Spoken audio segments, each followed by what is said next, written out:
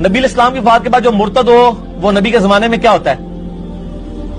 مسلمان نہیں سر، سیادی. ان ڈیفینیشن ہی بھول گئے سیادی تھی، جس نے ایک نظر بھی دیکھ لیا وہ ڈیفینیشن ہی بھول جائے.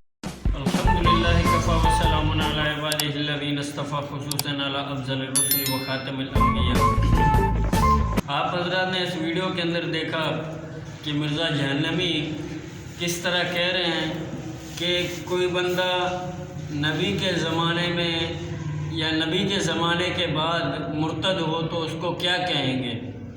پھر کہتا ہے کہ صحابی کہیں گے.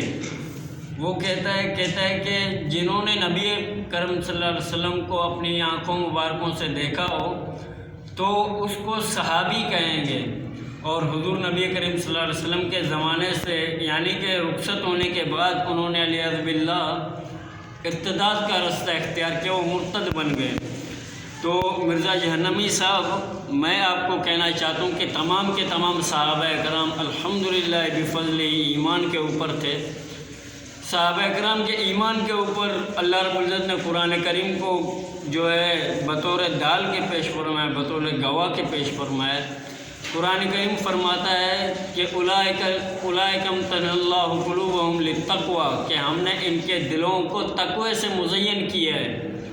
آپ کس طرح کہتے ہیں کہ مرزا جہنمی صاحب صحابہ کرام حضور نبی کریم صلی اللہ علیہ وسلم کے زمانے کے بعد مرتد ہو گئے. اللہ رب العزت نے قرآن کریم میں فرمایا رضی اللہ عنہم ورضوا عنہ، کہ صحابہ سے اللہ رب العزت راضی ہیں اور وہ اللہ رب العزت سے راضی ہیں. تو آپ کس روح سے کہتے ہیں کہ صحابہ اکرام مرتد ہو گئے تھے؟ علیہ باللہ ثم علیہ باللہ.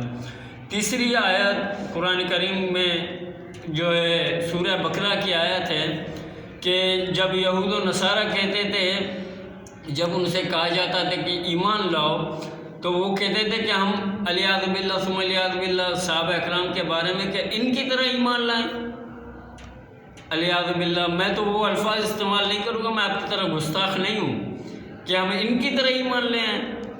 تو اللہ رب العزت نے قرآن کریم میں واضح طور پر فرمایا اگر آپ کامیابی لینا چاہتے ہو، کامیابی حاصل کرنا چاہتے ہو تو ان لوگوں کی طرح ایمان لاؤ جو ایمان لا چکے ہیں، یعنی صحابہ اکرام کی طرح ایمان لاؤ.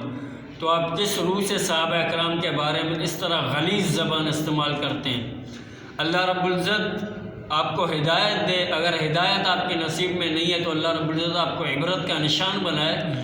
آپ تمام صحابہ اکرام کے بارے میں اس طرح غلیظ زبان استعمال کرتے ہیں.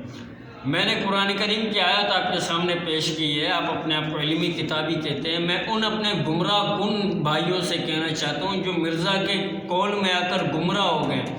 میں اپنے ان بھائیوں سے کہنا چاہتا ہوں کہ خدا را آل حق کے قافلے میں آ کے شریک ہو جاؤ، شیخ الہند کے قافلے میں شریک ہو جاؤ، علامہ قاسم نانوتوی کے قافلے میں آ کے شریک ہو جاؤ. اگر مرزا جہنمی یہ دعویٰ کرے کہ آپ مجھ سے بات کرو گے کسی بھی موضوع پر، انشاءاللہ میں تیار ہوں. آپ 3 طلاق کے موضوع پر بات کرو گے، صحابہ اکرام کی آپ نے جو گستاخی کی ہے، میں نے قرآن کریم سے تمام دلائل لوگوں کے سامنے رکھ دیے. میں نے آپ کا پردہ لوگوں کے سامنے فاش کر دیا. میں نے آپ کا زبان گم کر دیا، آپ کے قلم کا رخ پھیر دیا ہے. ابھی آپ کے پاس کوئی جواز نہیں بچتا کہ آپ جو ہے اس طرح کے عقائد رکھیں اور لوگوں کو گمراہ کریں. وآخر دعوانا ان الحمدللہ رب العالمین.